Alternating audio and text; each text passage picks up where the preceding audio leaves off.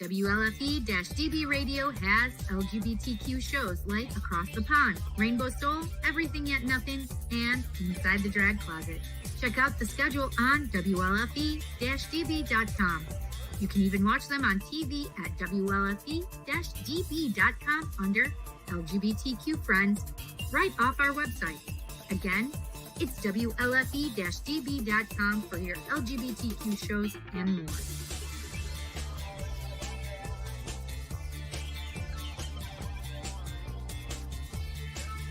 WLFE-DB.com, where talk radio is a whole lot better. Our shows are your shows, and that there makes for a great talk radio.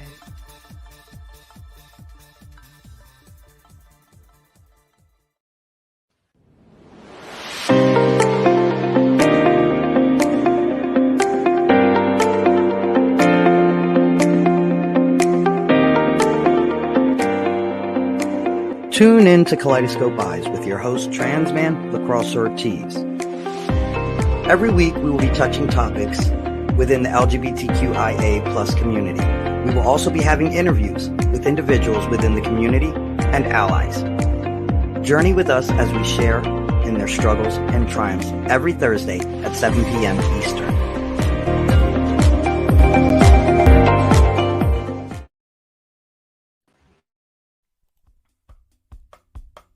Welcome to Rainbow Soul, part of the WLFE DB network, an explorative discussion about spirituality beyond mainstream religions.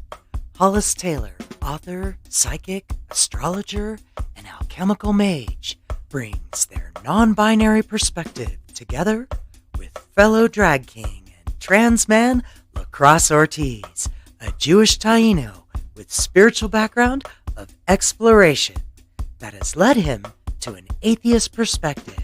Join these guys as they explore deep and difficult topics, all related to spirituality, offering a queer perspective and exploration of interesting topics and engaging guests to help explore conversations for the Rainbow Soul.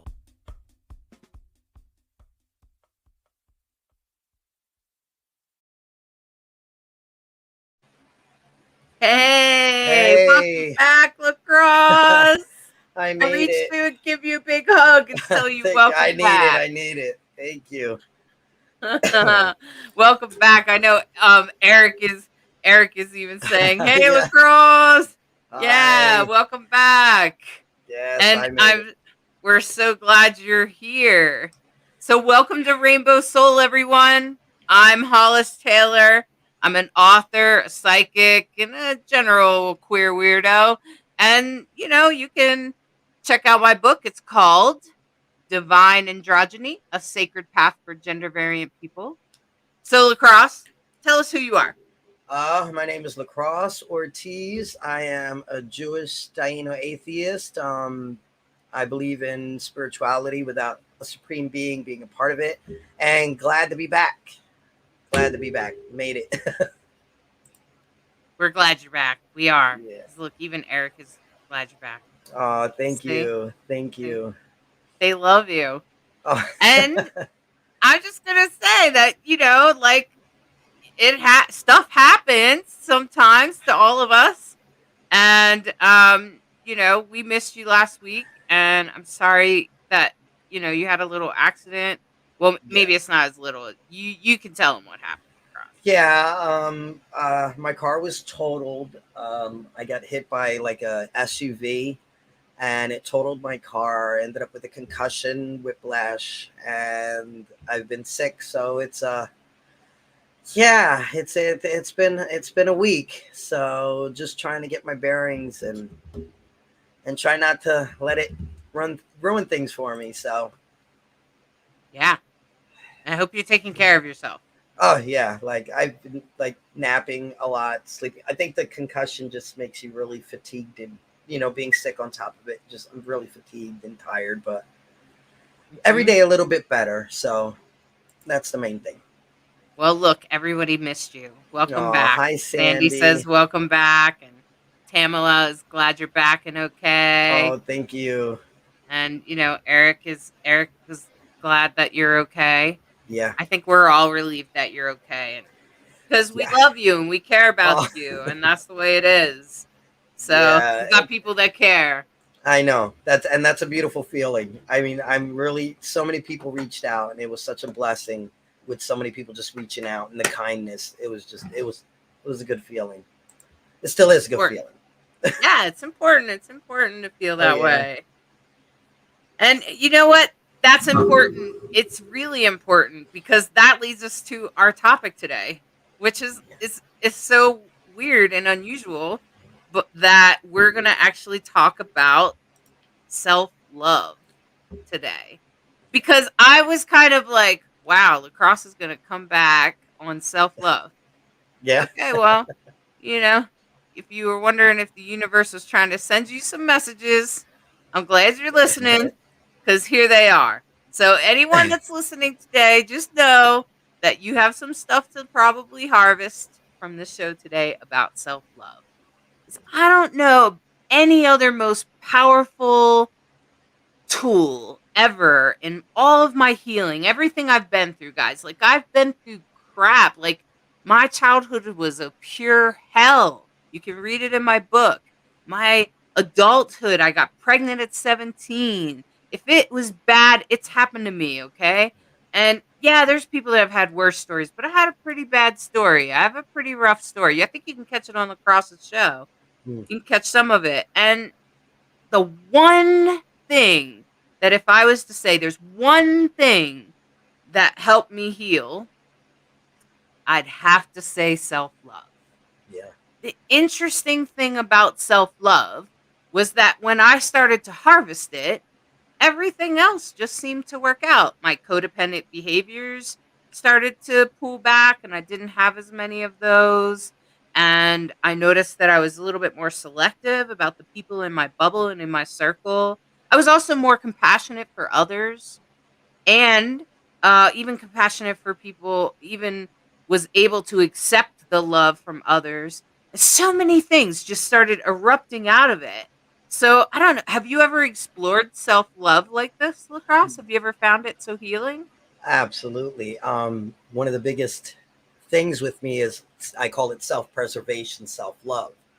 Uh, when I decided to start loving myself and preserving myself, I realized my reaction to things weren't like they used to be, like taking everything personal and taking everything like, oh, or shaming myself. Oh, maybe I deserve that. Even like with what happened this week, like with the accident, I was just like, at first I was like, man, this sucks. This is terrible. Like, and then, no, you're not going to do this to yourself. You're not going to sit there and blame yourself for something you had no control over. And even with, shaming myself with feeling sick. Oh, I got to provide for my family. I got to do this. I'm not worthy or this. And that self-love kicked in, and giving myself that compassion and that kindness that I saw everybody else giving me. And I think that's a key thing, is that I realized as much as we give to everybody else, we have to be willing to give ourselves just as much. So yeah, no, that's been a big, big thing with me. Yeah, it's huge. So I thought, if we're going to be talking about healing our souls and getting our souls better in a better place, especially if we've experienced trauma or some other crap, then we need to be talking about self love. And I looked through my list and I was like, whoa, I forgot Karina Fireheart.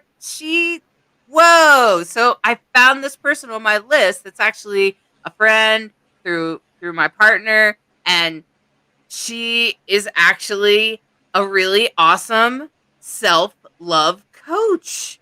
So I Nice. was like, well, hopefully she could be on my show. So let's bring Karina out. Karina, come on out. Welcome to Rainbow Soul. Hi, it's I, nice to be here. Thank you for having me. I'm so glad you're here. Why don't you just tell us a little bit about who you are and what you do? So, I'm a dual certified health and life coach, and I came to self-love and self-care through my own healing journey. And it is my mission and my passion to help others learn to care for themselves, to love themselves the way that they care for others or love others, provide them with the same care, love, and attention to yourself as you do to everyone else.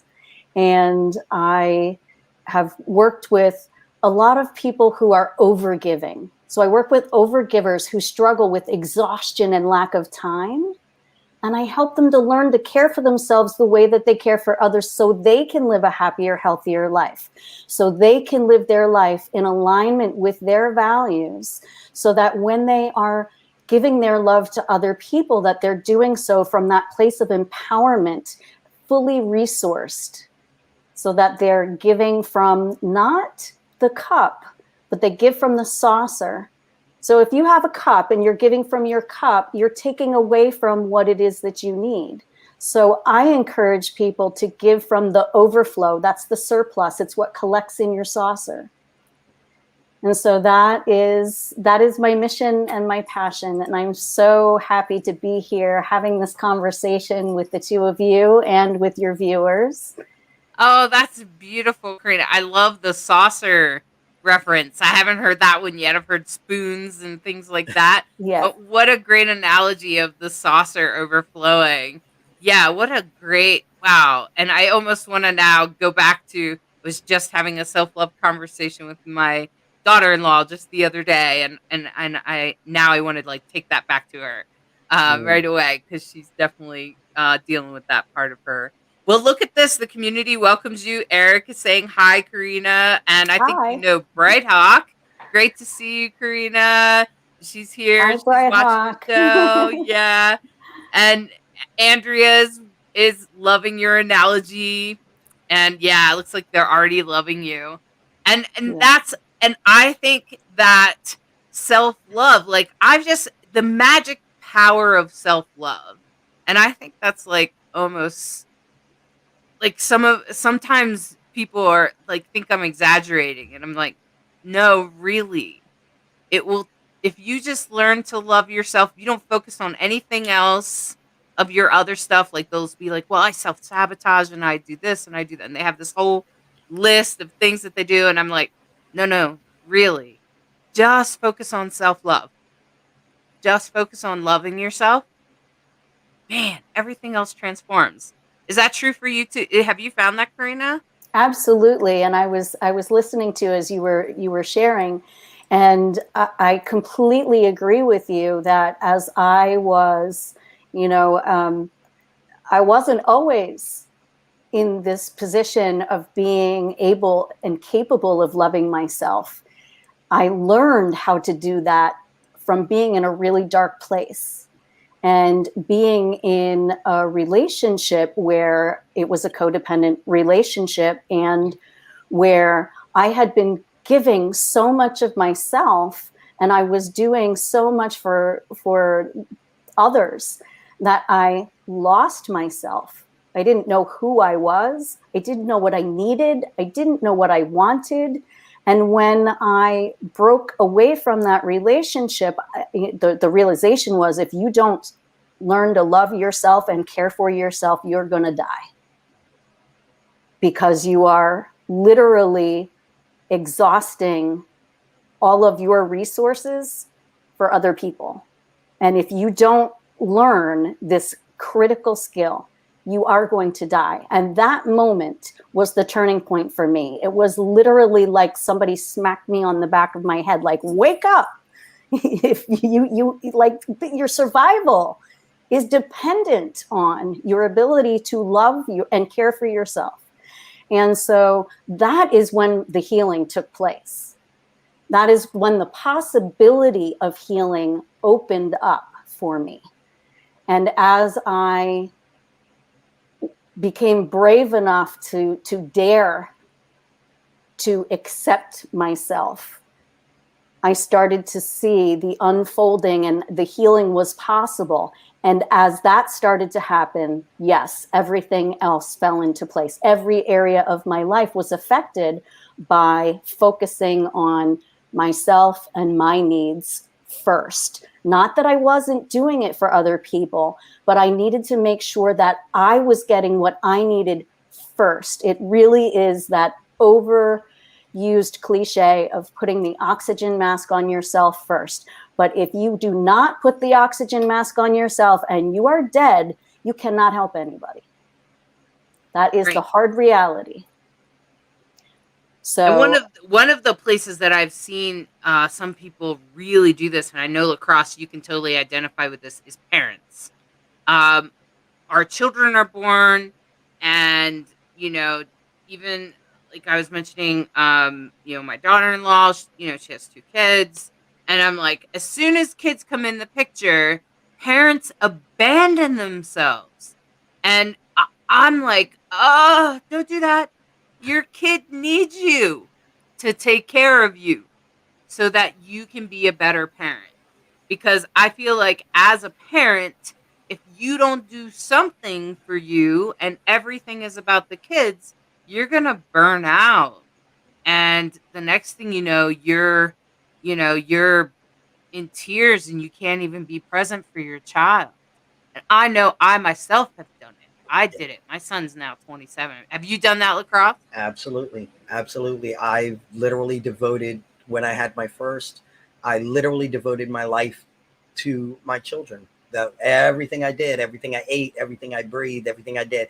And then when I finally came to the point where I had to disconnect that, in the sense I had to, once again, mom's not okay, nobody's okay. That ended up becoming my motto. And it was a shift for them, because then they thought I was becoming selfish, because they were so accustomed to me doing everything when they wanted it, or not just doing everything for them, and it took them a few years to adjust. I think they're used to it now, but it took them a few years. And you know what? They're not, that's the one thing, kids are resilient, so they will adapt. And when they start realizing, that's the example you're setting for them, that they have to realize they're their own priority for their own sanity, for their own well-being in their mind and their heart and spirit. You got to set it by example, so that's. Yeah, I totally relate to that, Lacrosse. Like, as I started to wake up and take care of myself, my son also thought I was being selfish at first. But by the time he was a young adult, and I started traveling a lot, he did some sort of work and let it go, and was kind of like, oh, well, at least my mom is now like out doing what they really want to do. Right. And wow, they wrote a book and now they're traveling the country in a van. That's awesome. So he built out my van Yeah. to make it so it's livable. I thought that was a pretty awesome gift. And supportive, in a way of being supportive. And when we had a conversation, a real intense, deep conversation about it, adult to adult at that point, he was like, actually, Mom, I'm just glad you're doing what you want to do. I think, I'm really proud of you, actually. Yeah, they come So, around.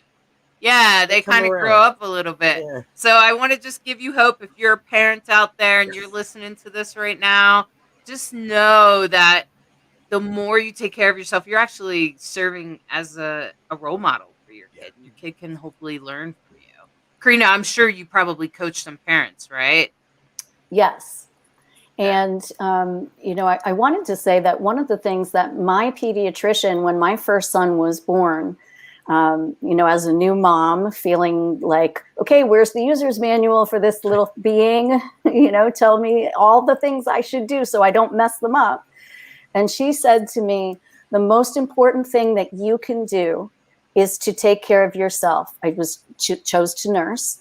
And she said, when your baby is crying, yes, you're going to change his diaper, you're going to feed him, you're going to do all those things. But before you do those things, I want you to go to the bathroom. I want you to get yourself a cup of juice. I want you to get your nursing area ready for you to go. Then you can go to him. You're not hurting him. He's going to be okay. But you have to take care of yourself first before you can take care of your child. So that's one of the things that I like to share with parents who are new parents. And you both have already sort of touched on it, is that The best thing that we can do for our children is to model what we want for them, how we want for them to be in their life. And unfortunately, society does have this misconception about self-care or self-love being selfish. And it's not selfish. It's necessary and it's critical, because if we don't care for ourselves, then our health will fail and we will be very unhappy. And as a parent, I don't want my children to be looking at me saying, oh, yes, the way to behave in the world is to give, and don't ever take care of yourself, because that's not healthy. And so as a parent, as difficult as that may be to say no to our kids, we want to make sure that we're not saying no to ourselves. And it's, it is that perception of, if I say yes to myself, I'm saying no to somebody else, and that makes me selfish. That makes me a bad person. And in reality, it does not. And it shows your children that you are the most important person in your life. You are the relationship that you're going to have the longest in your life. From birth to death, you are your longest relationship. And especially as a parent, to be able to show your children what a healthy life and a happy life look like. And the best way to do that is to be a role model, to model what you would like for your children. Yeah, absolutely. I want to just say, in case you were wondering, I needed to hear that as a mom of 3 boys. Aww. So there are parents out there, and I know they're out there, and it's definitely a thing. Of course, it comes in other faces as well. So I want to talk about, like, what does self-love, what does it look like? Like, how can you identify if you're doing it? Because there was a time where I was like, am I giving myself enough self-love? Like, what? And it took me a little while to figure out, what does it look like? So Karina, can you help us, like, draw a picture of what does it look like if you're giving yourself self-love? Sure. So a couple things for me is that you are doing the necessary things for you to be healthy. So making sure that you're drinking enough water, making sure that you're eating enough food, making sure that you're getting enough sleep, making sure that you're getting enough fresh air and sunshine. So there's some very simple sort of basic things that often get like cut out, where people are eating in their car, or they're sort of eating and doing 7 other things at the same time because they're so busy. So those are kind of like those basics, as simple as they may sound, really have a huge impact on our health, our well-being, and our happiness. So that's sort of like that first layer. And then I look at it that there's sort of a middle layer, which is the way that we talk to ourselves. That, are we speaking to ourselves the way that we would speak to a child, or to our best friend, or to a family member? Or are we talking to ourselves, like that, the negative self-talk of, oh, stupid, or, oh, I can't believe you did that, you're such a loser. Those kinds of things, that you're not loving on yourself. You're beating yourself up, you're berating yourself. So the thoughts that we think, that inner dialogue, the conversation that we have with ourselves and about ourselves. So it's to be mindful of that. And I always ask myself, would I say this to my best friend? Would I use the language that I'm using with my best friend? Would I not give my best friend healthy food? Like sort of looking at my relationship with myself as that of my best friend. And kind of that deeper level, that deeper layer is can I accept myself for who I am? Can I accept myself, all the faults and all of the good things, my weaknesses and my strengths? And am I willing to wrap my arms around myself and say, you are perfectly imperfect, Karina, and I love you because of that. I love you because there's nobody else on this planet who is you. There's nobody who's like you, and you're perfectly imperfect.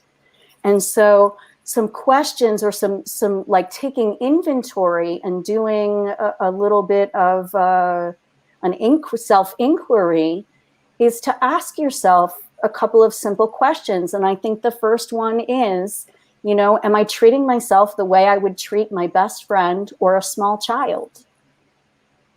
And if the answer is no, then there's probably lots of room for improvement around giving yourself some love. The second one is, am I beating myself up for who I am and the way that I was created? Or am I embracing myself and I see myself as a creation of the divine? So am I talking badly about this divine creation? Or am I embracing the way that I was created? Because if there's nobody else on the planet who is like me and I am one of a kind, then I'm pretty special. So, I think those are probably a couple things that are good places to look to find out whether you are on the right track, or maybe whether you need to do a little bit more exploration into the way that you care for yourself. And I think self-love and self-care they go like this. They really are intertwined. Yeah, I guess I see them as almost the same thing, I guess. Yeah. And if I love someone, I don't love them conditionally. I only love you when you're making me happy, but if you make a mistake, I don't love you anymore. And so that's like the same thing, right? To turn that back on myself and be like, well, of course I make mistakes. I'm a human being. Yeah, exactly. And I certainly don't want this to sound like it's an easy thing, because I'm standing here after many, many years of self-exploration and discovery and trying and failing and falling down and then beating myself up. And, other people would say bad things about me and I'd agree with them. Yeah, you're right. I'm a horrible person. So yes. I don't want to have it sound like I've watered it all down, because it's not necessarily an easy thing. But the first step really is around awareness. If you can look at how you spend your time, with whom you spend your time, how often you spend that time, and just really start to get a sort of like lay of the land, if you will, of your life and the people that are in it and how you're spending your time, that's really a good key. Because if you realize that you don't ever spend any time on yourself, that it's time for you to wrap your arms around yourself and say, I got you. I so appreciate what you're saying there, Karina. Like, I think, first of all, self-talk is like, I even say that sometimes to people that I care about. If I hear that their self-talk is a little, I'll say, would you say that to me? And they're usually like, no. And I'm like, please don't say it to yourself. Well, I'll often say, please don't talk about somebody I love like that. It offends me when you're talking about somebody I love right now, and I don't appreciate it. Right. Like, yeah. And they go, oh, what? Wait, what did you just say? And I'm like, you are talking smack about somebody that I love and care about, and I don't like, that's not cool. It's not cool. It's and they're like, not. oh my gosh, I didn't even know I was talking about myself like that. But I really like what you just said. Would you talk to me like that? And they're like, well, of course, no, I wouldn't. Right. And of course they wouldn't. Yeah. They're like, no way, right? Like your spouse, your partner, even your kids, like if you hear them or somebody else, that you care about, a good friend or something like that. And I thought that this was also interesting. Terry Cricket says, a great book is When I Say No, I Feel Guilty.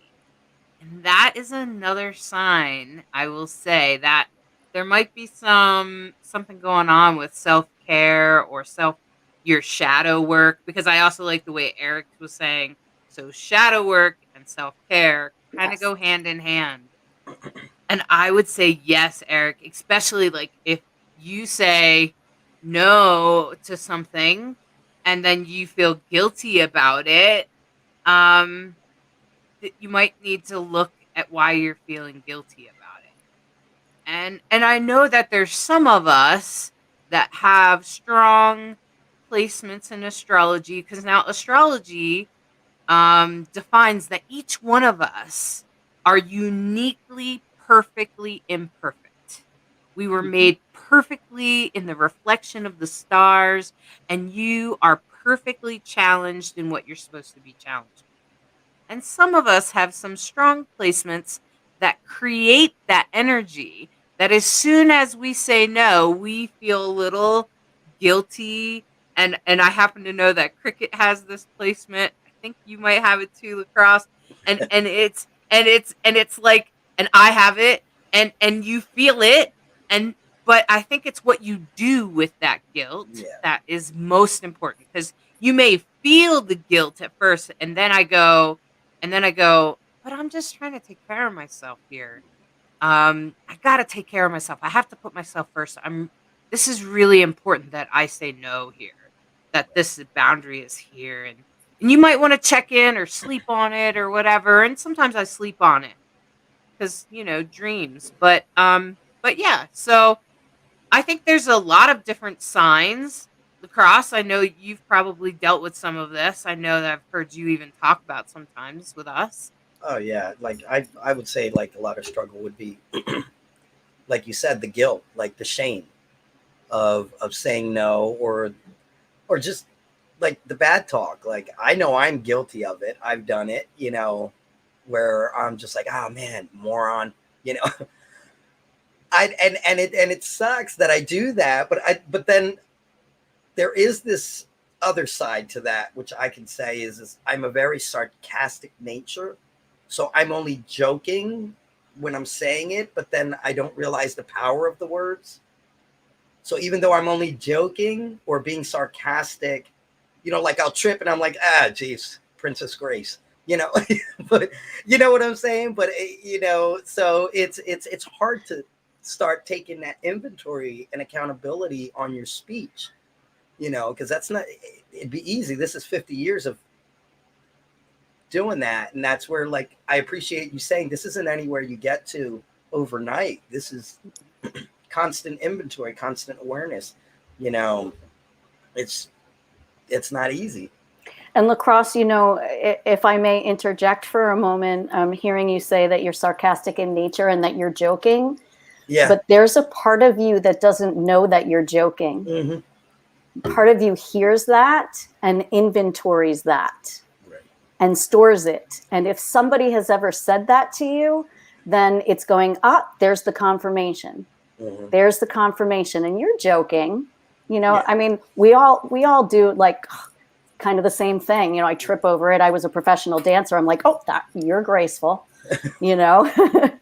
But just sort of like to interject that there's a part of us that doesn't understand maybe where that's coming from, and it just hears what you said and sort of takes it in there. Yeah. And I was actually floored at the power of our words. I started a practice when I lived in Pennsylvania, Lacrosse. where I started to tell myself that I was an androgynous being. And I wasn't really sure what that meant, really, even at the time. But I continued to do it because I was feeling misgendered a lot. You know how Pennsylvania can be. It can be a little oppressive for gender variant people. It's hard to, especially in Central PA. It's particularly oppressive, and I couldn't express myself at work. I was actually being demoted because I was a drag king, and some stuff was going on that I couldn't really prove. And I know you guys can, some of you that are gender variant can definitely identify with this feeling. So I was trying to like affirm myself, right? And so I started telling myself, I am an androgynous being. I know who I am, and I'm an androgynous being. And I just kept saying this to myself every single day. I'd look in the mirror, say this to myself. I'd pray. I'd say this to myself. I wrote it around. It was all over my computer screen, and I would write about it and stuff. And can you believe, after a couple of years of this, my body decided to join my mind? Hmm. That's how powerful your words are. Yeah. That's how powerful they are. My body said, "Oh, you're an androgynous being. Well, then I guess you don't need your monthly cycle anymore. Let me stop that for you." And I started going through what is known as perimenopause and menopause. But that's what happened. That I feel like that's what triggered it. Like, it probably wouldn't have happened as young as it did if I hadn't been telling my body and myself that I was an androgynous being Right. every day, several times a day. So the power of your words to yourself, like, I'm floored at the power of the words to yourself. Like, I couldn't believe it. And I didn't even know that perimenopause would lead me to feeling androgynous. And now I live in Colorado, and it doesn't feel so oppressive. So, and that's why I moved, because I felt oppressed and I had to manifest a different life for myself. And that was the other affirmation that I was using, which is, I will travel, I will travel, I will travel. And within a year, I was traveling in a van all over the United States. And I've seen most of the states. So, if you ever wonder if the words mean anything, boy, do they mean stuff. Oh yeah. Oh yeah. It totally knocked me off my feet. Karina, I'm sure you've done affirmations of some sort that manifest in your life where you're like, whoa. Absolutely. And there's this interesting thing that when you do an affirmation, even if you don't believe what you're saying at the beginning, the saying it and the hearing it, and it's the repetition of the saying it and hearing it, Hollis, like you experienced every day, several times a day, what starts to happen is, especially when you are doing it in the, stating it in the presence, so I am, and that you're saying that you already have it. I already have it now. That's the part of manifesting, right? Is that you've got your intention and you're saying it as if you already have it now in this moment. Is that what starts to happen is you are stating to the universe that this is true. And the universe goes, yes. That is true. This is what you state. Therefore, it is true. So the universe goes, oh,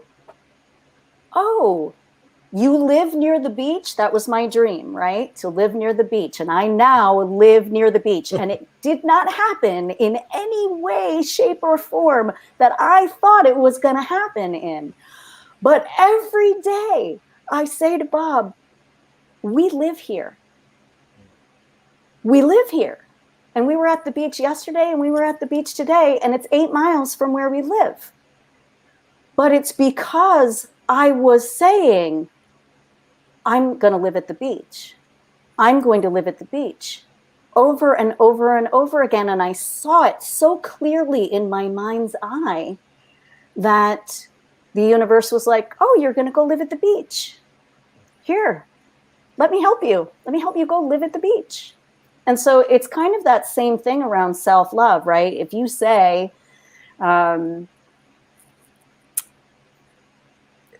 this is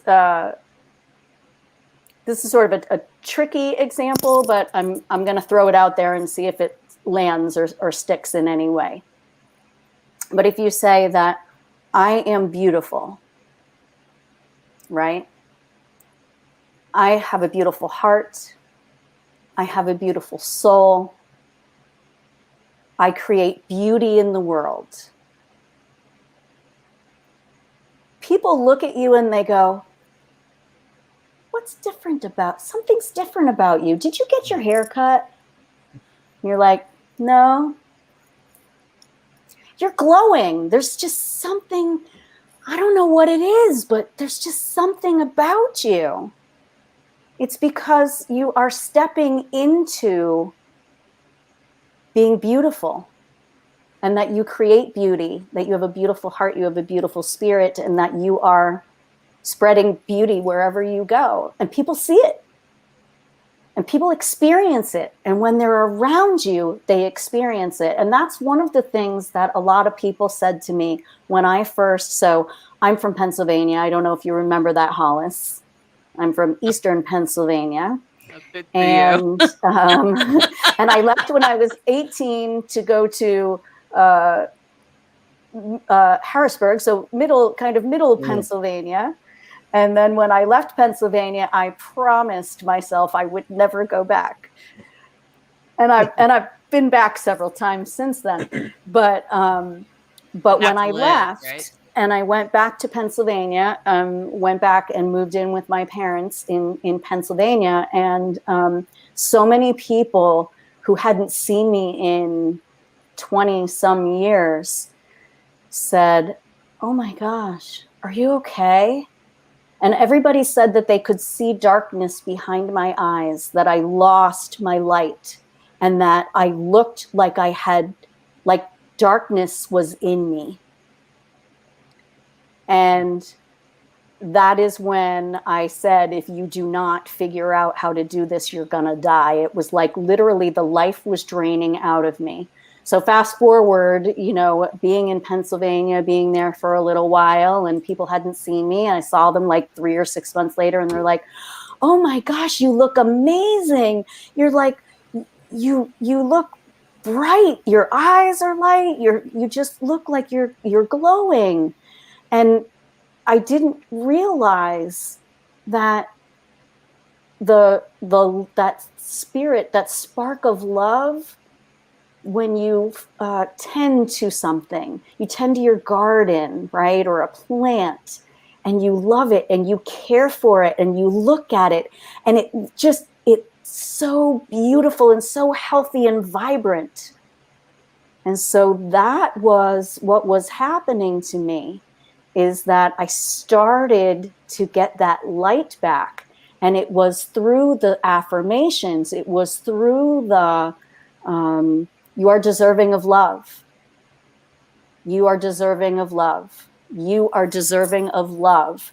And somewhere in there, I think that maybe I didn't believe that I deserved the same love, care, and attention that everybody else around me was getting from me, right?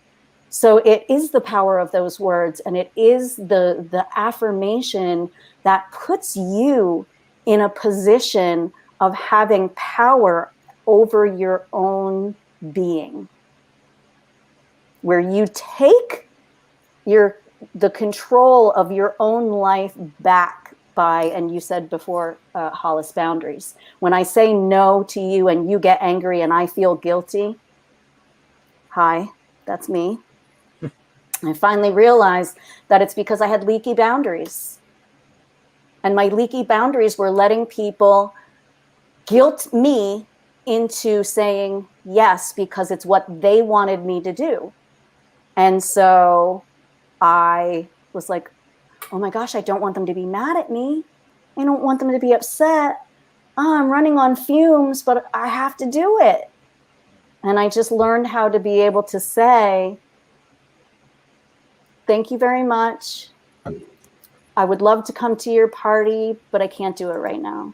Or I'd love to help you, but I'm having some of my own physical issues and I can't do it. If I'm feeling better in a couple of days, I'll give you a call. And if you still need help, maybe I can help you.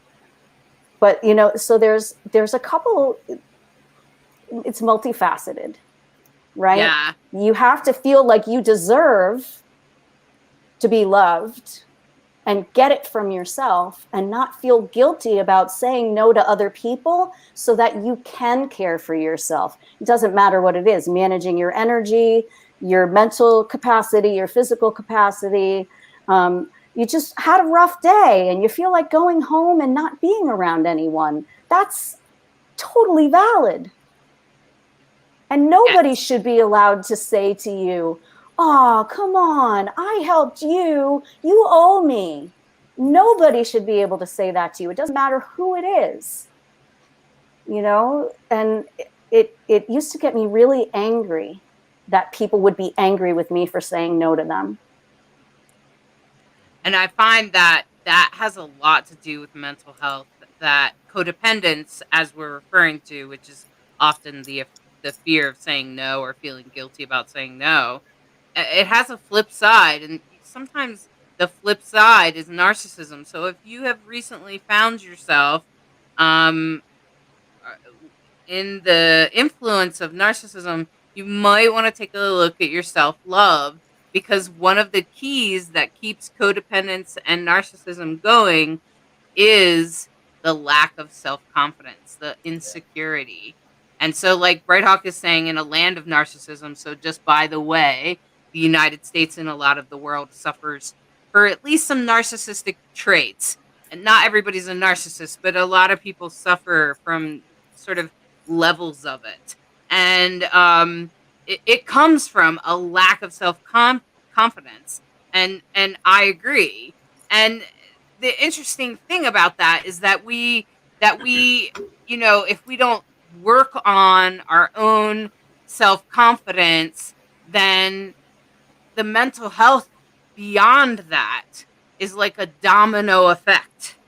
And yeah, you might attract narcissistic personalities because they can then, not that they're doing it consciously either, because they're not. They're actually super insecure too. So by the way, the at the core of narcissism is a lack of self-love. It's an insecurity.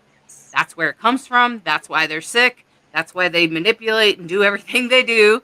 So if you're one of those people out there that's like, gosh, I have all these narcissists in my life, stop everything you're doing and work on your self-love, and those people will start to disappear.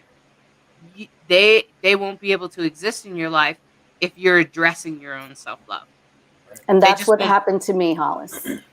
Yeah, is that I was attracting narcissists, and so it was, being involved in relationships with narcissists, in a codependent relationship that worked really well for them because I was an overgiver, a people pleaser, and it was the perfect storm.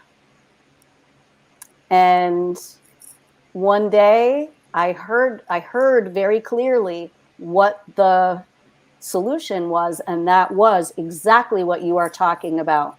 And that is the self-love.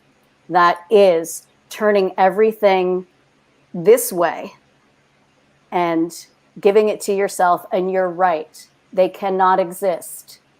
They cannot exist around you they can't, because you don't play the part that they need you to play anymore. Right. And like they usually you said, get mad at me. Whether they get mad at me and go away. Whether it's, I had somebody tell me that I was evil and that I was destroying everybody's life. Okay. And I was like, wait, what? That's a lot of work. Like that takes a lot of work to go and destroy everybody's life. I mean, I said, I know I'm powerful, but I didn't know I was that powerful. So, but it's Wow. it And you know I yeah. wanted to address Eve's question because I feel like it's important. Are Capricorns prone to that? So, Eve, what I want to say is that no, they're not. But you may have other placements in your chart that make this available to you. And I'm a professional astrologer, and I just so happen to have looked at Lacrosse's chart for him.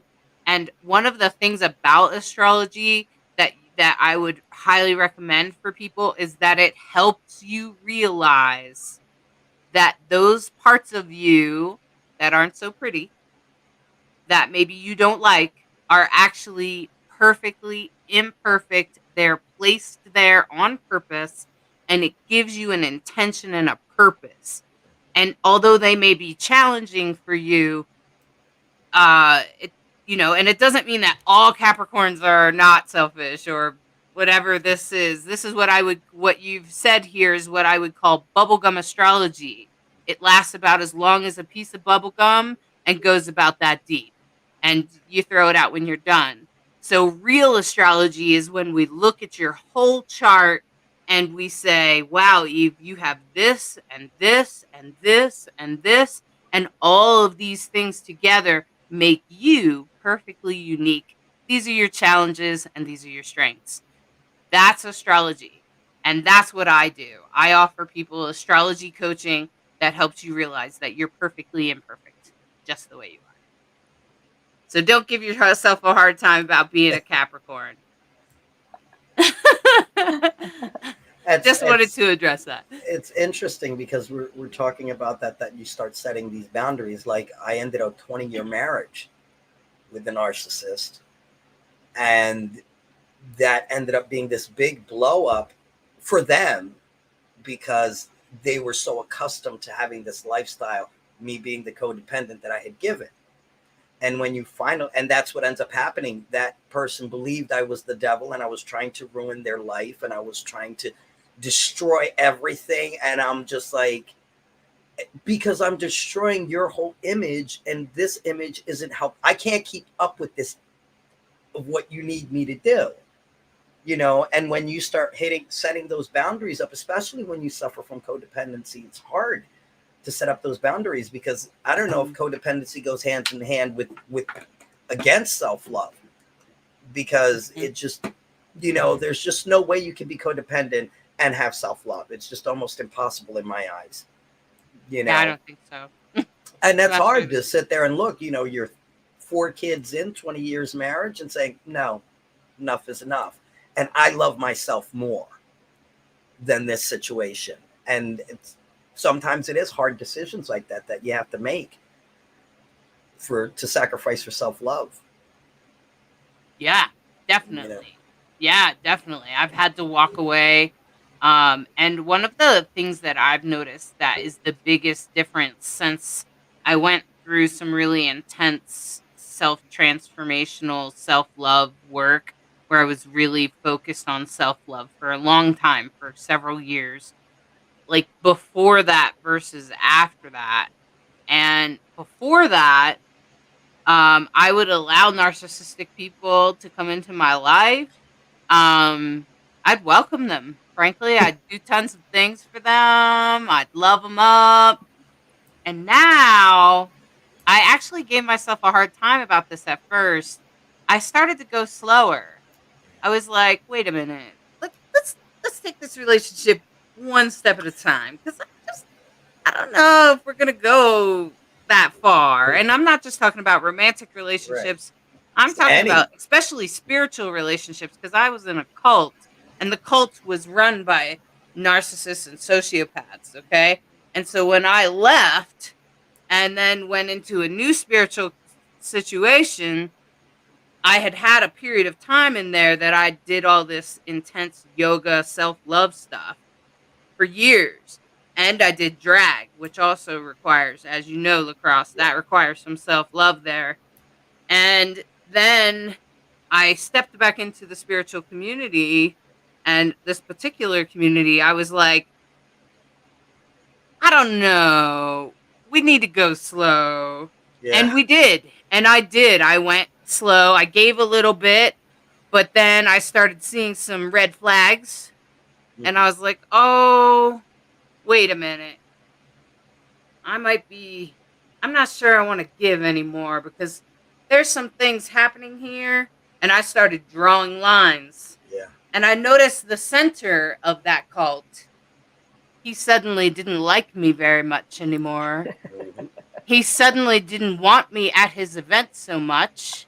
Yeah. And he suddenly was a little resistant to me and was a little, he even tried to boost me up with what I call fake compliments, and tried to feed my ego. But my ego went, I don't really give a shit what you say or Right. think. And that's the difference. Because if you're codependent, you need that feed of compliments or whatever it is. Or you need to be needed. Yeah, It's- you need To be that. And it's That feed. it's acceptance and approval, Mm-hmm. right? Validation. Right. You're getting validation, external validation. Yeah, and I no longer needed that. Yeah, you didn't. So I didn't give a shit what he cared. Right. What he thought so of it didn't me. work. It didn't No, work. it didn't work. And then he was like, then he was really confused. And he was He like, wait a minute. This is supposed to work. Why isn't this working? Why is this working? My wife dies laughing because it's like when I'm in a situation like that, first on, I'm like, pump the brakes. I'm like, and then she knows me. And they'll be like feeding me. And she starts laughing because I'm like, I know. It could sound a little conceited, but it's like when you see that and you've been too familiar because you've walked with that hand in hand for so many years, you see that narcissist. Nothing, I think, gets that narcissist under their skin when you're not feeding them and you're just like, I know. Yeah. Thank you. Yeah, I know. They can't stand it. Because I always say, leave them hungry. I'm not going to feed them. Yeah. Because they ate at my table one too many times. And you know what? My buffet is for me. I need to keep my buffet here. You could bring to the buffet, but don't come take it. It kind of gets I love that. that. And I think that's pretty much what happens when you start. Yeah. And sometimes, and I think it sounds like for all three of us, we were forced. I left a marriage and a religious cult, a spiritual pagan cult. I left a cult and a marriage. Now I went into another narcissistic marriage, but it was a little less than the first one. And and it was just different though in the end. And the thing is that I had to walk away, and then I started to go, I think I need to work on myself here. Something's not right. And then I started to work on me. And then the more I worked on me, the more the people on the outside changed. Literally. Like, people left my life because they didn't like me anymore. Which I was like, why? Because I don't service you anymore. Right. That's what it felt like. And I think, Karina, that's exactly what you were talking about, is like, you overgive. And then new people came into my life that were like, wow, like even my partner now, she's like, gosh, you're so good at boundaries. Yeah. I just watch you. And then I'm like, oh. And she and other people learn from me, and they want to be near me because I have clear, healthy boundaries, and I know where they are, and I can even speak them without getting mad if you cross them. I can be like, because I call it out way before. So if you find yourself, somebody's crossing your boundary and you find yourself so angry, you need to say something way before. Back up, and say it before you get mad. And that's what I've found to be more effective in boundary work, is that as soon as they cross it, I go, I'm probably not going to be crazy about that. I'd rather you not do that. That doesn't really work for me. I need you to be more like this. So if, and I've had people get really upset because I set that boundary, like really upset, like explode on me. And then I'm like, the reason I'm telling you boundaries is because I care about our relationship. Yes. If I didn't care about our relationship, I wouldn't bother to say anything. Right. So that should show you that I care. And how would you know that I need you to use they, them for me? Like, for instance, that's a boundary for me. I need you to use they, them. And if you don't, eventually I can't trust you. If you can't change your language for me, I'm sorry, that might be hard for you, and I need you to do it for my well-being. And I can't have you in my circle if you can't respect that. And that's my boundary. And that's self-love. So all you gender variant people out there listening, don't wait until you're ready to throw something at them. You've waited too long. Yeah. Say something right away. Because you'll nip it in the bud. And then you can decide if, like my partner says, what orbit they're in. Are they out there in Pluto? Keep them out there in Pluto because they can't respect your pronouns. If they can respect your pronouns, maybe you can let them in as close as Mars and Venus and maybe even the moon. So, that's kind of that's self-love, in my opinion. It's vital, especially for Can gender I add variant something people. to that? Yeah, please do. So the other component of boundaries is to let the person know, if you don't respect my pronouns, this is what is going to happen. So that they know ahead of time what the consequences are for not respecting your boundaries. And if they choose to continue to not respect your boundaries and your pronouns, and you say, I'm sorry, we can't be friends anymore, they already know what's going to come. And sometimes I think people do that as a way to make you be the person to cut things off. Do you understand what I'm saying? Yeah, they want you to be the one that call the boundary. They want you to be the person. And so, it's clear, healthy boundaries, and holding them and speaking them are great. But if people don't understand what the consequences are for not respecting your boundaries, it's sort of a piece that's missing, because they're like, oh, well, maybe you'll just keep forgiving. But if you say, no, if you keep doing this, I cannot be your friend. End of story. Like, clear, like, we're done. Because this is really important to me. These are my pronouns, and this is important. This is who I am. And if you can't accept who I am and respect me, then we can't be friends. And if they know that up front and they continue to do it over and over again, they've already identified for you what kind of person they are, and you don't want them in your life, Right.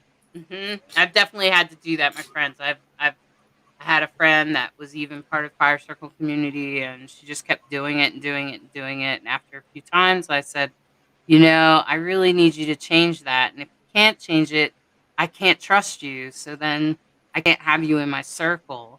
So then, I'm going to have to put you in a different orbit. And she got what I was saying when I said, what I meant by that is that I can't have you in my bubble. And she didn't change. And I didn't make a big drama about it. I just stopped talking to her. And I just stopped associating with her. I stopped making myself available for her. She talked to me, I just kind of like, okay, and I didn't give her much time, and I just walked away. And that worked out for me because I knew that I just needed her out there on Pluto, because otherwise, if she got too close, I didn't invite her to my campsite. I didn't invite her to in my bubble. I just didn't. And that worked out. And that is self-love. That is respecting yourself and loving yourself and what you need and what you want, and holding that for yourself, because this other person couldn't hold it for you. So you have to hold it for yourself. And, I think we all probably go through that. You really are the only person this sets people off sometimes when I say this, so I'll put that out there. You really are the only person that you can count on 100% of the time. I believe that. That's very true for me. And I know this is vibing for everybody out there. We are even reaching Transylvania. Ooh. Wow. So even Transylvania is getting these messages, and everybody's enjoying it, and everybody is taking it in. But we're about to take a little break. So I just want to say that when we come back, we're going to do hopefully a dream interpretation. And I'm putting it in the chat right now. Interpreted.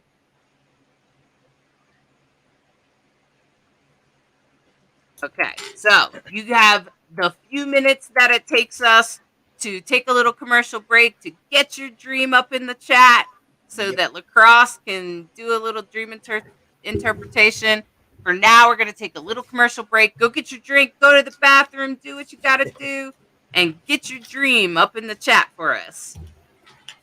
All right, guys, we'll be back in just a few minutes.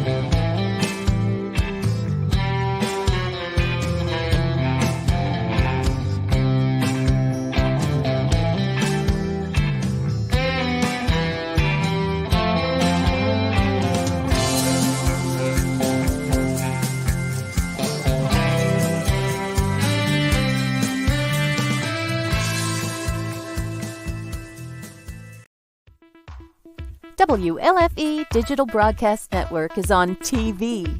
You can watch all of our shows on WLFE-DB.com. Check out our channels: Paranormal View for all of your paranormal type shows, LGBTQ Friends for all of our LGBTQ shows, Variety Unlimited for all other shows. It runs 24/7 right on WLFE-DB.com. You'll even catch the lives, all in one place. Never miss an episode, past or future.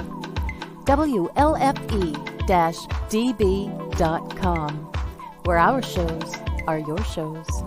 Search for your favorite shows like Where's My Sage, Inside the Drag Closet, Across the Pond, Everything Yet Nothing, Paratalk Radio, Step into the Paranormal, The Creepy Parlor, Just Cindy, and more.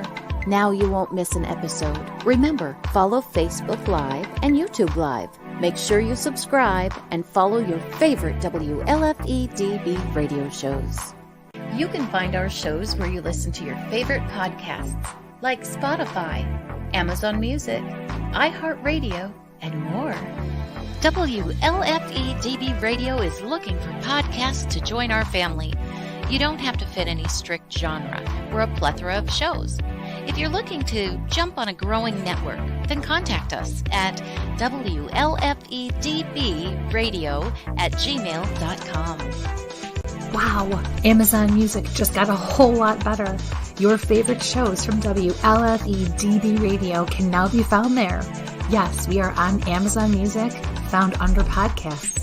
Download the app, find podcasts, and search all of your favorite shows. Shows like Where's My Sage, Across the Pond, Everything Yet Nothing, Skeptical Help Bar, The Creepy Parlor, Just Cindy, and much more.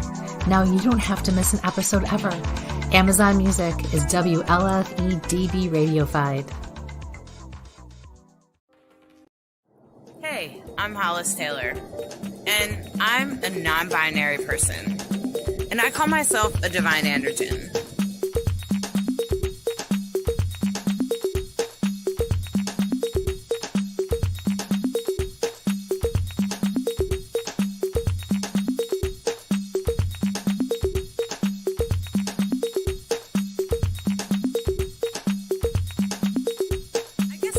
Be like saying that you're a monk or a practitioner of magic or something like that. Maybe it depends on what path you walk. See, one of the things I noticed as I started to come out and started to identify as non-binary, I started to realize that there was no spiritual path for people like me. There were some things like indigenous people, but I don't want to culturally appropriate. I didn't grow up on a reservation.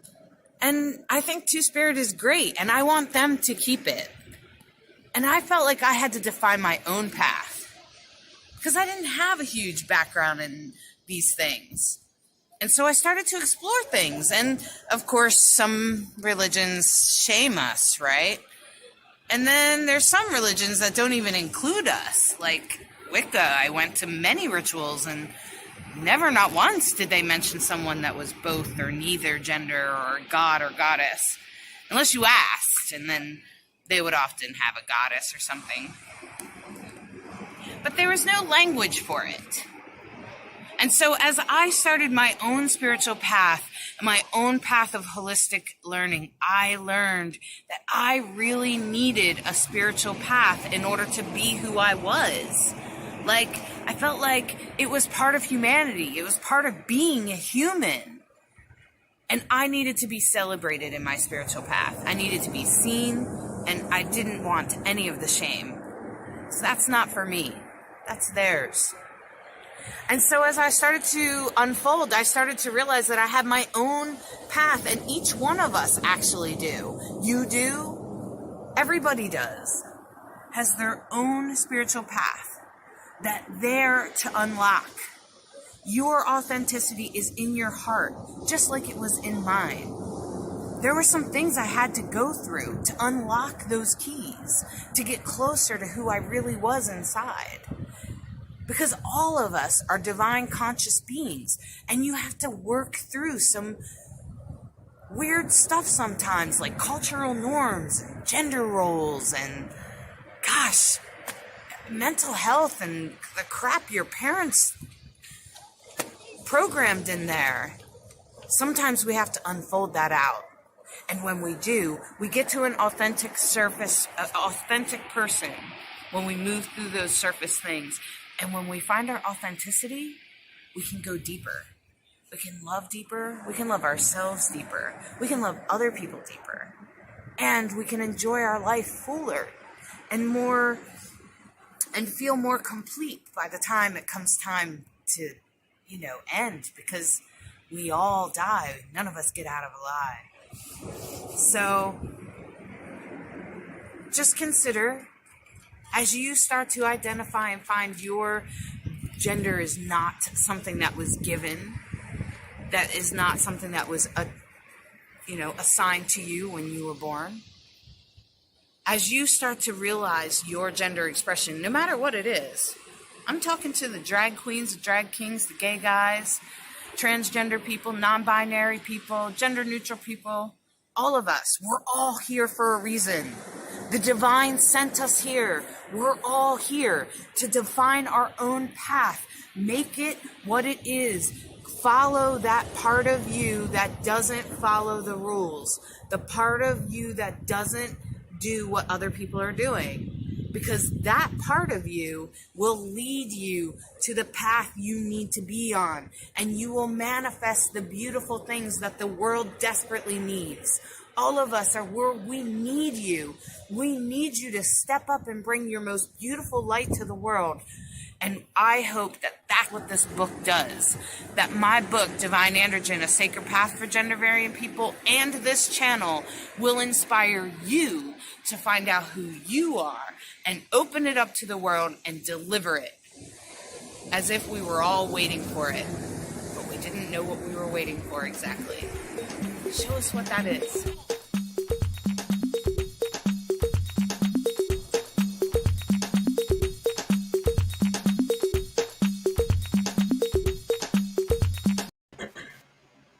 Welcome back. I'm so glad back. you're back. Lacrosse, did you see that intense dream in the chat? Yes, I did.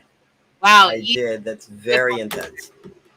So let's first read it so that anyone just listening to the show can hear. I've been having a reoccurring dream that may just be anxiety or could be warning of some sort. The elevator at school is directly across the hallway from a ballistic glass window, which has a metal structure between the pane areas. But I keep dreaming that my power wheelchair, which has been having mechanical issues but was repaired on Monday, lost control and went through the glass with me, crashed into the floor of the first story. Had the dream several nights this week, and today my chair started acting up exactly as it had been before repaired while I was walking my service dog. When we crossed the railroad tracks, I had a flash of that dream, so I had my caregiver call my spouse so we would not have to cross over the tracks again. There's all on it. Ooh, Yeah, that's what you got for Eve there? well. Breaking it down, like I mean, this is your mode of transportation. This is your livelihood.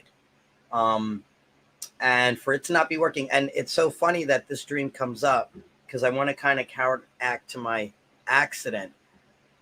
When I had first bought that car, when we had first got that car, literally as soon as I got in the car, I had this terrifying feeling that I was going to end up in an accident, and that this car was going to be the car that I ended up in an accident.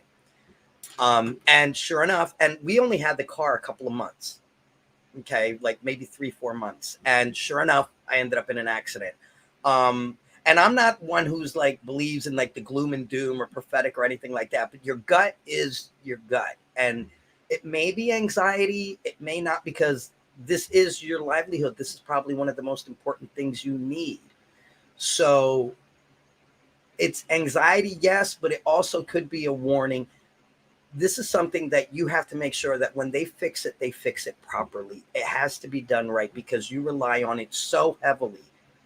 This isn't anything. So yes, it's anxiety, but no, it is a warning. I mean, things like this, there is nothing worse than feeling helpless, feeling immobile, feeling like you can't, and it's not just the wheelchair is just significant of what it's going to do entirely to your life if you don't have it. So I think you should take it as a warning. I think you should make sure that it's fixed properly, correct. Make sure they dot the I's, cross the T's, and let them see how serious this is for you because this is your livelihood. I mean, that's what I'm getting from it. So, and I just, like I said, it just kind of coincide because I wish I would have listened to my gut when I first got the car, because maybe I would have been a little more cautious, but shoulda, woulda, coulda.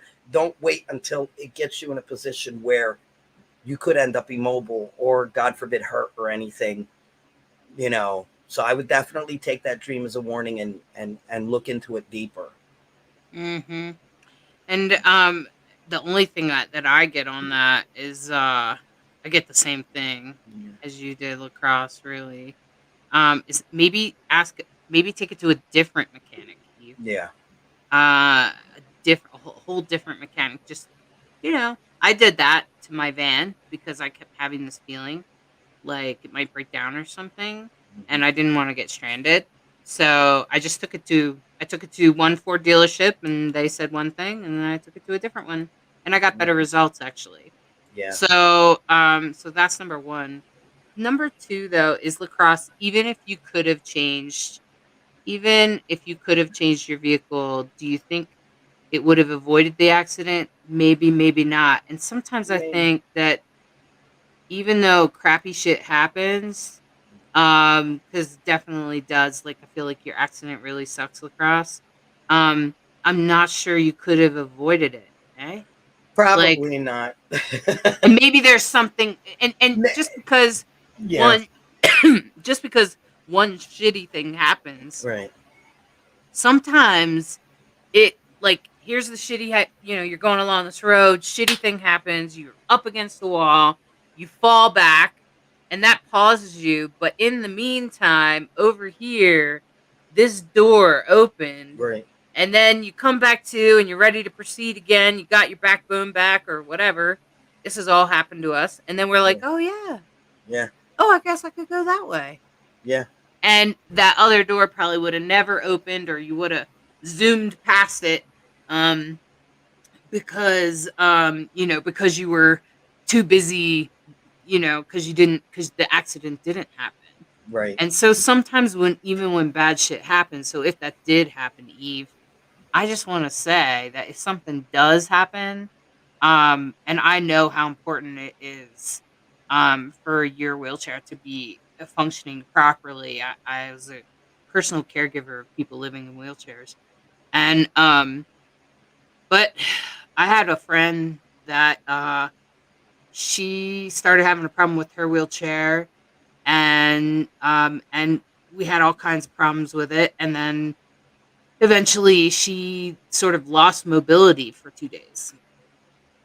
But come to find out, when the mechanic, even though the mechanic had to rebuild the whole thing, and it took 2 days for her to get her mobility back, truly get it back, she had like a temporary crappy wheelchair that wasn't really helpful, as like a fill-in or whatever. She found out from the mechanic that had she not come off of it for 2 days while he repaired it and replaced the parts, her brakes might have failed at some point. Mm. So, Eve, I know you know how important that is.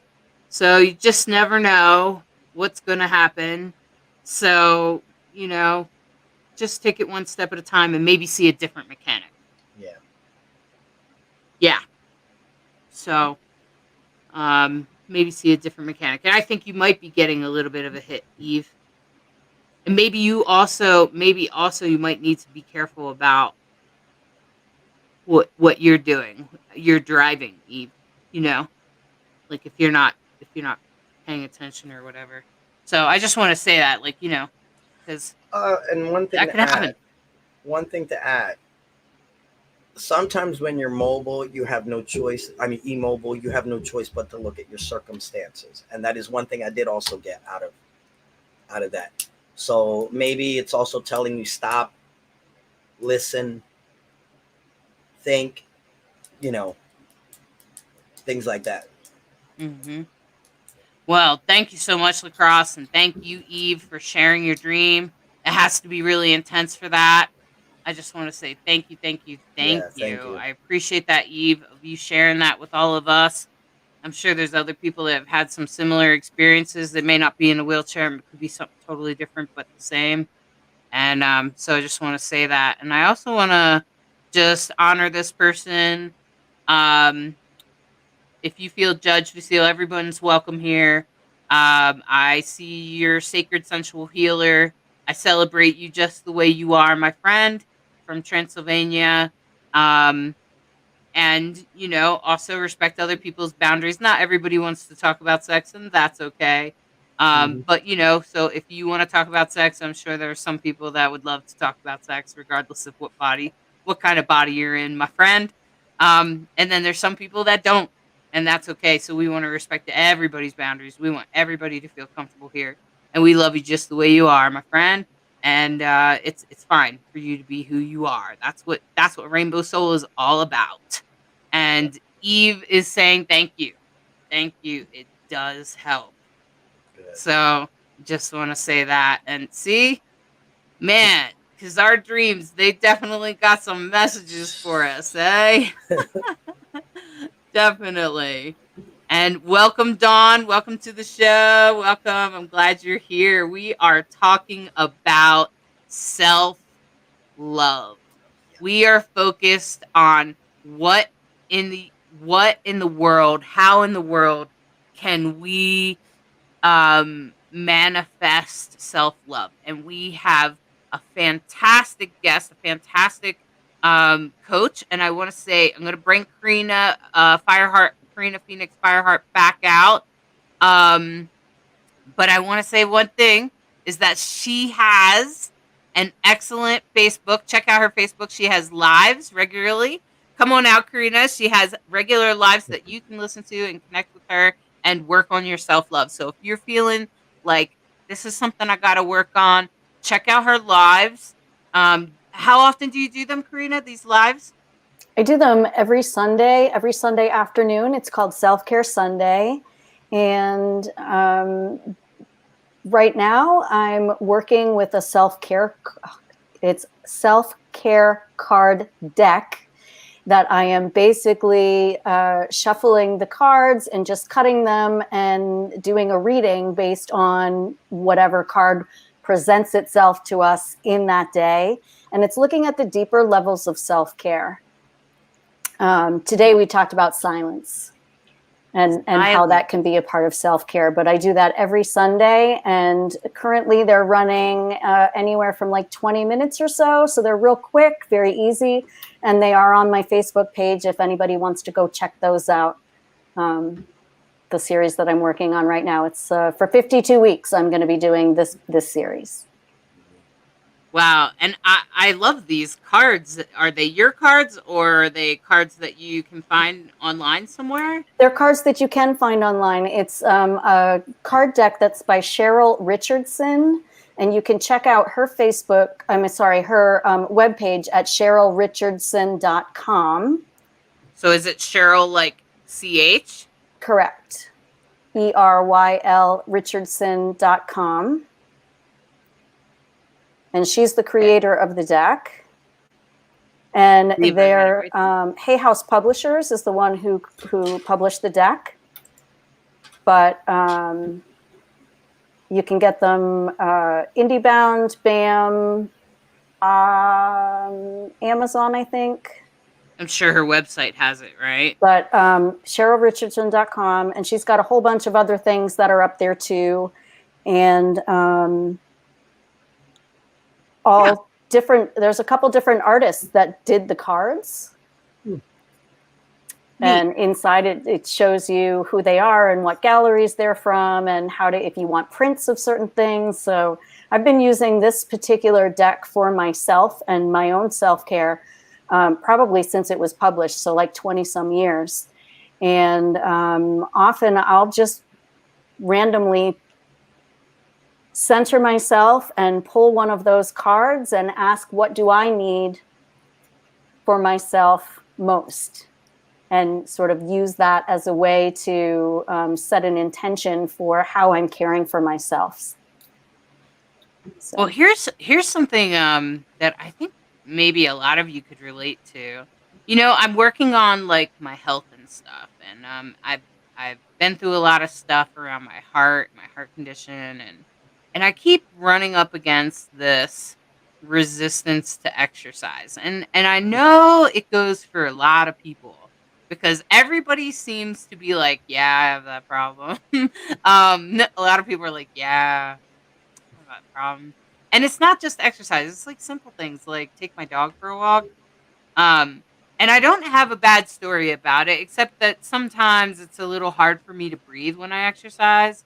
It's part of my heart condition. I only get 50% of the oxygen that most people get. I only get 53%. And I've learned to like take my exercise slow anyway. So, you know, like I already take it slow. Like I'll just stop if I can't breathe well. Like air pollution and stuff like that will really screw with me. I'm one of those sensitive people.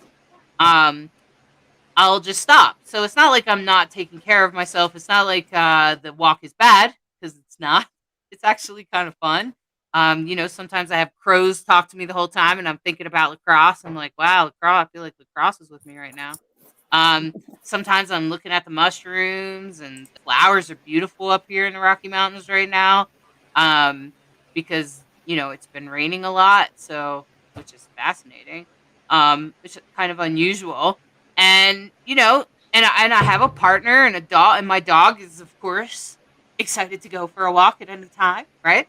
He's like, oh, we're going for a walk. He thinks he heard it. In fact, I wouldn't be surprised to see him come running over here because I said walk. But for some reason, when it's time to walk, there are some days that I'm like, gotta go for a walk. It's like the last thing I want to do for some reason.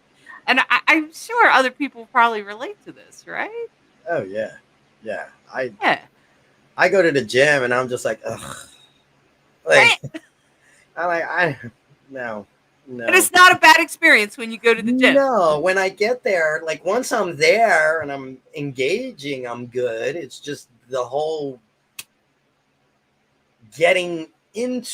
actually getting into the motivation of doing it. Like I'll have actually even full blown anxiety before I even go in there because I'm like, oh my God, there's so many people. They're all close. I mean, are they going to be near me? You know, it gets that bad. But then I'll just put my headphones on. Okay, just go on the treadmill. That's all you got to do. Just do the treadmill. We don't have to bench press anything today. So yeah, no, I go through the same thing. I used to sit in the car in the parking lot of the gym and give myself a pep talk to actually get out of the car and go into the gym, because the job that I had at the time, I was driving, so I was transporting kids to their after school activities, and so there was a gym next to the place where their activities were. So while they were doing that, I was at work, but while they were doing that, if it was 2 hours, I'm like, well, the gym's right there. It makes perfect sense. I can go work out. But I dropped them off, and then I would go back to the van and I would sit there. And I'd be like, I don't want to go work out.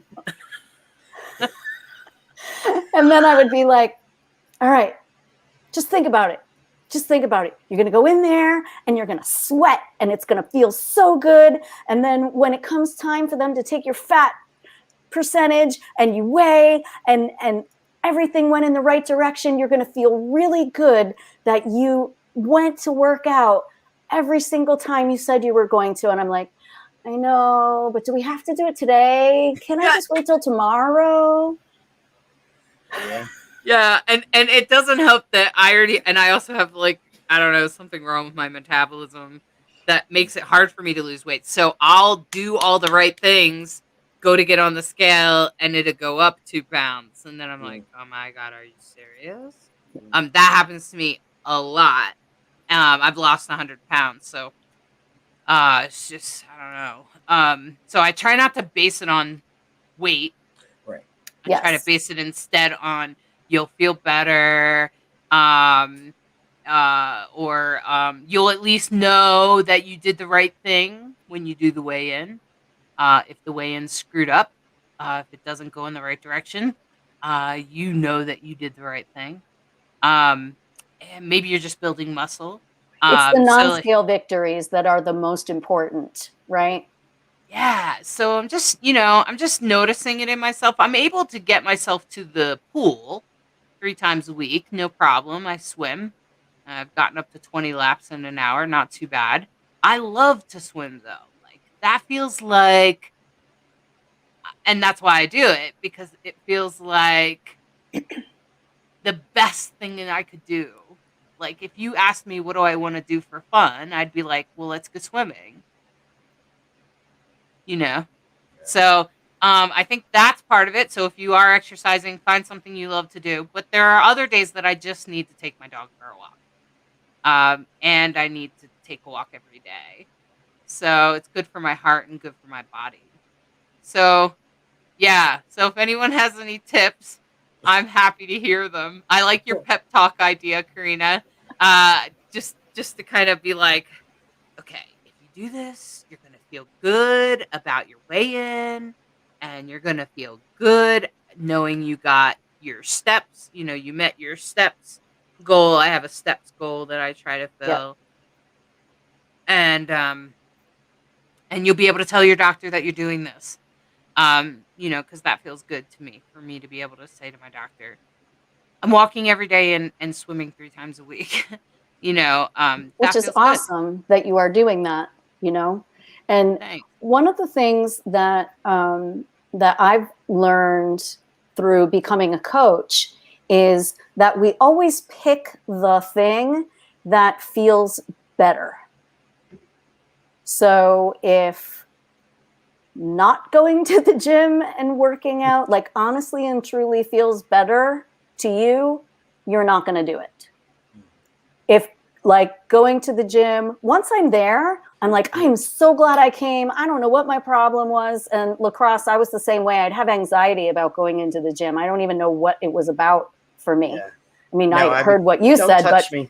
but for me, I don't even know what the source of the anxiety was. I don't know if it was like, you know, I can't lift as much weight as other people. I really don't know what it is, but a perfect example is somebody who goes running before they go to work. It's the choice between hitting the snooze button and sleeping, or actually getting out of bed and putting the sneakers on and going out of the house and going for the run. It's whatever feels the best is the one that you're going to choose. So it's creating certain things around. So Hollis will use taking Charlie for a walk as an example. You know, you create little things around taking that walk that feel really good for you, that make you look forward to doing the walk, that make you want to go for the walk. I do the retail salesman to myself. You know, I sell it to myself. That's the only way I'm going to get in there. Look, you know what? Those jeans are going to look really good on you if you get in there. If you really push this, you're going to look great. You're not bad for 53, you know. Oh my gosh. Yeah, I retail sales myself. That's funny. Because I buy my own. You know, I'll be like, oh, yeah. You know what? I will look good. Okay. You know, so I believe. I love that. You buy your own. I buy my own. Yeah. Wow. Yeah. I just feel like it must be a struggle for everyone I talk to. It's just, you know, and I don't always know, because I've lived with this heart condition my whole life, and most of my life I didn't know. I've only known about it for a year. So all the times that I had a hard time walking up a hill, all the times that I couldn't keep up with my friends, all of that. And here's the other part about self-love is I was giving myself a really hard time. Before I was relieved in 2020, I thought, I'm not fit, I'm not strong enough to run or do these exercises with other people or climb mountains, and I'm not strong enough. I'll never be strong enough. I'm not. My self-talk was terrible, and I would give myself a really hard time about not being fit. And then for the doctor to say, well, you only get 53% of the amount of oxygen that most people get, to realize that no matter how hard I work, no matter what happens, I will always be struggling to get air. And so when you're giving yourself a hard time, and you're finding that self-talk, and I know earlier we said, you know, ask yourself, would I say this to my best friend? But also try to give yourself a break. Like, I just needed to give myself a break, because I was cracking the whip on me, and because I wasn't comfortable with my weight gain. And my weight gain was both coming from hormone fluctuations, perimenopause, but it was also coming from a lack of being able to exercise because my heart had gotten worse. So it probably gone from, you know, maybe 60 or 70% oxygen down to 53, because when your hormones fluctuate, so does your muscles. Your muscles change the way they're shaped. And so my heart changed, and that's what happened. And although I can gain fitness at this level, just know that there could be something underneath that you don't know about, that you're unaware of. And it doesn't mean that you're lesser than because you can't do what other people do. And I think that's what happens in the gym. Oh, yeah. Is that we walk in and we compare ourselves to other people.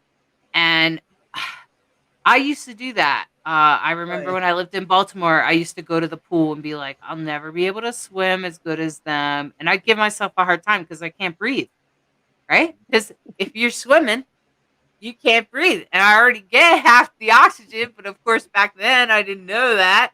Now I just do the backstroke. So, because I give myself a break, right? And you just don't know what other people are going through.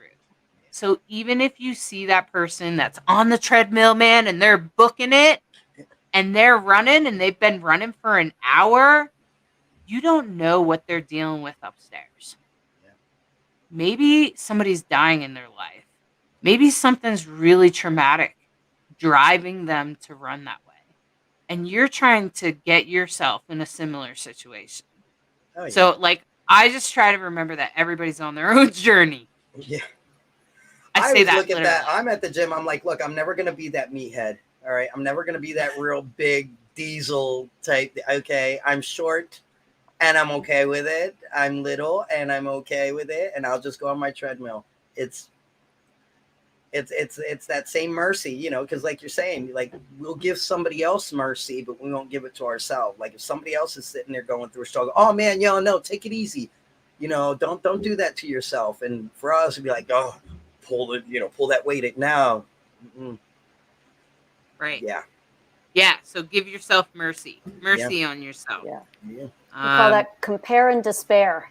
Yeah. When you compare yourself to somebody else and then you go into despair about how you are not enough.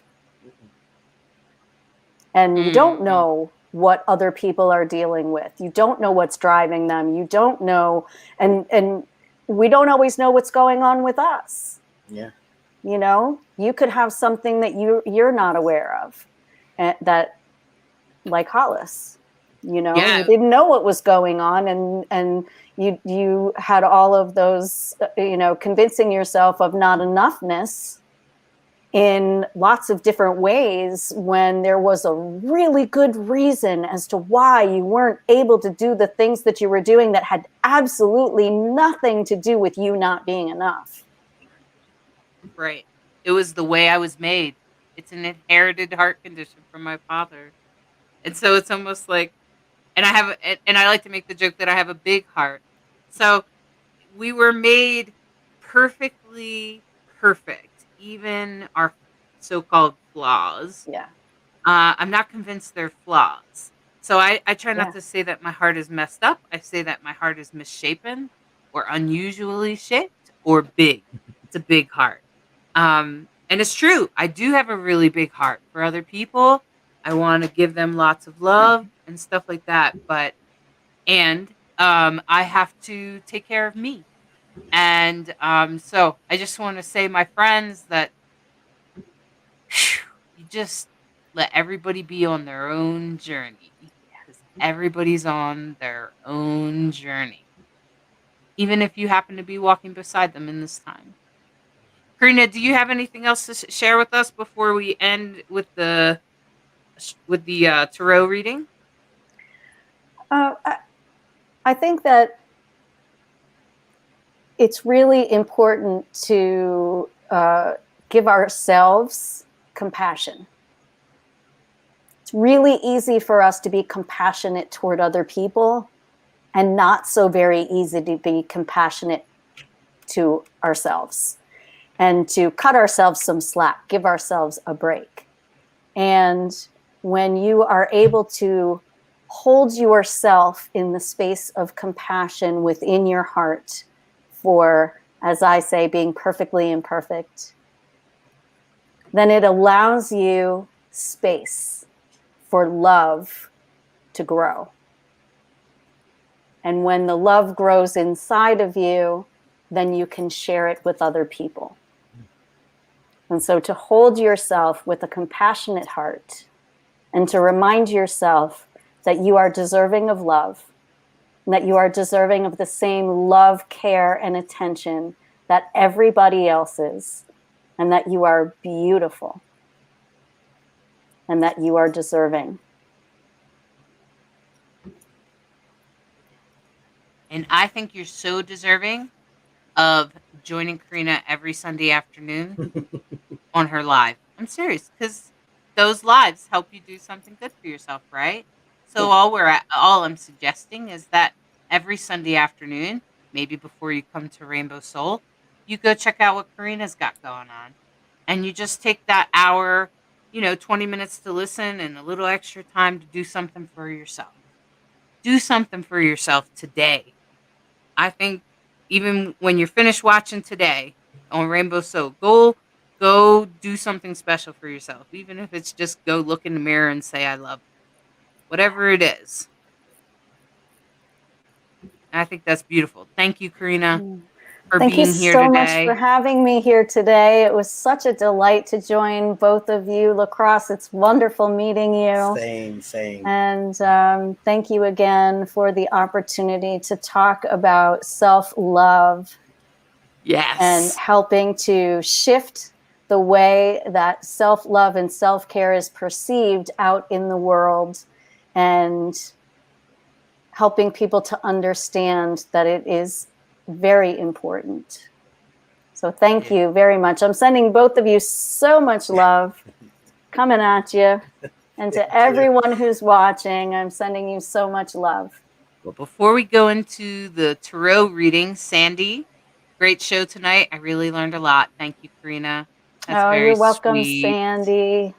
And Andrea says it's beautiful. Vasile is sending roses and love. And I'm about to do a tarot reading. Love is love. And that's the deck that I'm working with tonight. And I want to let you guys know that this deck is a collaborative deck. Each one of these cards is done by a different LGBTQI artist, IA artist. And these cards I've been shuffling while I was listening to Karina's final thoughts and thinking about our show today. And I just want to say this reading is for you. This reading is for anyone listening to this now. Or anyone watching the recording later, or whether you've listened to it. Doesn't matter how you've listened to it now. If there's parts of it that vibe for you, please take those things to heart. Listen to those things and harvest those things. If there's some things that don't vibe for you, don't worry about it. It's probably meant for somebody else. Just leave it be. Take what you like and leave the rest. And I'm laying out 3 cards for the past and the present and the future. And what a delightful set of cards today. Totally new cards to me because this deck is fairly new to me, although I've been reading tarot for 25 years. So this is the 3 of Wands. A Wands is all about it's all about how we hold ourselves and how we do things in the world. Okay, and it is definitely about thoughts and feelings and how those are attached. And if you take a look at this card, this person has the wands wrapped up in these beautiful little birdies. Do you see the little birds there? They're winged little birds, and it kind of looks like almost like a nest, and in a way. But when you look really closely, you realize that it almost kind of looks like a hand or something that's holding the nest. But you have to kind of look real close at it. And it's the 3 of Wands. You see it down there? And it's a really intense little card because it's actually about the deepest thoughts and feelings you have about yourself, and about the world around you and your world, like your nest, literally your home, and how that feels to you. So I want you to pay attention to those thoughts and feelings, and especially if they've crossed your mind in the last couple of weeks. You've been like, I need to get rid of stuff. I got too much stuff, or I need to do something about that. Pay attention to that. Listen to that. Those little messages about that, whatever's been going on for you, listen to that. That's what this card is. It's a reminder for that. And this card, man, what a special card this one is. This is the Star. And you can see this beautiful being is like a mermaid, right? And they're reaching for the light. And that is the right now. And this is the right now to remind you to reach for the light, that the messages that you heard in today's show and anything else that you might harvest in the next day or so, reach for the light, the positive things, listen to those things because they're leading you into the light, into the star being that you are, because you are a star being. We all are star beings. So welcome to the light. And that's kind of what this card is. It's saying, welcome to the light. You're tuning in. It's the right channel. So congratulations. That's kind of what this is. This is congratulating you and saying, good job, you're tuning into the right channel. And in the future, it's the wheel of fortune, because you know what happens when you tune yourself into the right channel. I think we kind of talked about this. The more you love yourself, wow, things just suddenly got better. Huh. And that's exactly what this is about. This is about things getting better. If you can see there's the pair of heels up on the table, and that's meant to represent that performing feeling, that feeling of being your absolute best self. And then over here with a community of support, the game of life, right? And you got down here, you got like sort of a party atmosphere going on, and you got the fires of transformation here. And that's what this is all about. These three cards are meant to indicate to you what's happening in your life right now. And in fact, that the light, right, that the light that you're reaching for right now is to lead you to the fortune of your future, the wheel of fortune, which is definitely on its way, especially if you're reaching for the light and paying attention to those deep thoughts, those little things that cross your mind and go, maybe I need to take better care of my health, or maybe I need to pay more attention to how I'm eating, or whatever it is, whatever's been coming up, popping up, pay attention to that, because it's telling you you're tuning into the right channel. You're here, aren't you? And you're listening. So you must be tuning into the right channel. And here it is. It's the wheel of fortune, because that's where you're headed. That's where you're headed, my friend. If you just take the time to love yourself and harvest and pay attention to those deep feelings, they're real. They mean something. There's a reason you're thinking it.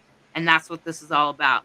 So I just want to say, take what you like, leave the rest, and know that exactly what was said is meant for you. And I want to thank you, Lacrosse, for being part of Rainbow Soul. I so appreciate you.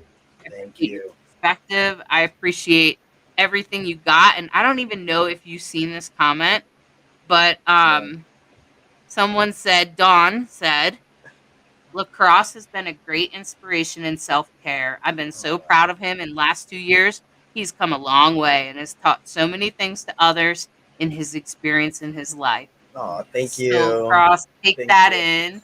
Take that in, because that's beautiful. And Yes. people notice that. That's fantastic. And I think that's awesome. And I want to say thank you, Lacrosse. Thank you, Karina, for Yes. being here tonight. And thank you to Eve. Thank you for watching the show. Thank you, Andrea. We appreciate you.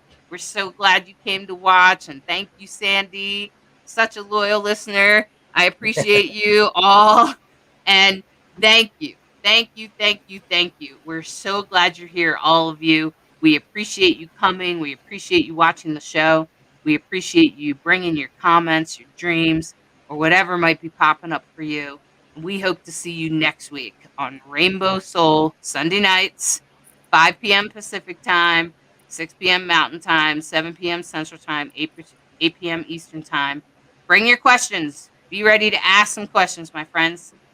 For now, signing off. Good night. Nice. Thank you for watching Rainbow Soul, part of the WLFE DB Network, a queer perspective on spirituality beyond religion. We appreciate you sharing the show on your timeline.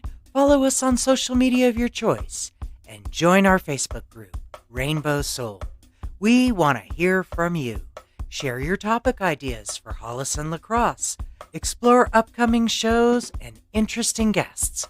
The Rainbow Soul Facebook group, where we build community of questioning seekers. Rainbow Soul, where spirituality is our medicine.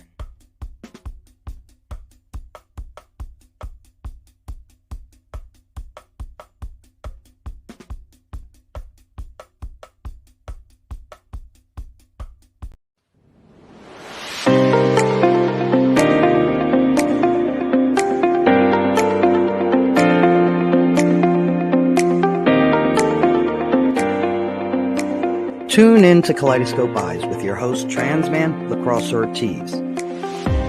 Every week, we will be touching topics within the LGBTQIA plus community. We will also be having interviews with individuals within the community and allies. Journey with us as we share in their struggles and triumphs every Thursday at 7 p.m. Eastern.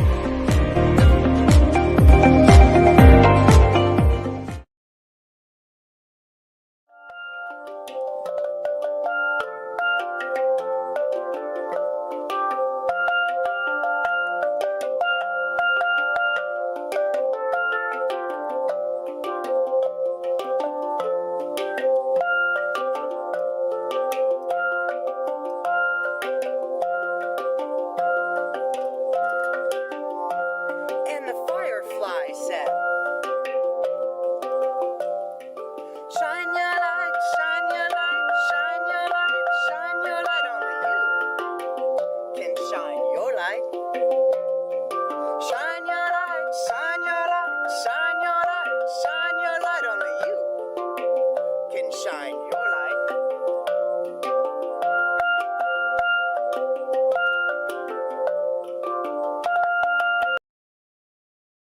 Oh, yeah. Life just got sweeter now that WLFE DB has merchandise. Show your support by purchasing your t-shirts for WLFE, Paratalk Radio, Inside the Drag Closet, and more. But it doesn't stop there. T-shirts, coffee mugs, tanks, buttons, cloth bags, and more. Go to WLFE-DB.com. On the top bar, click on the merchandise tab and bam, there you go. You got merch. Support the shows. WLFE-DB.com.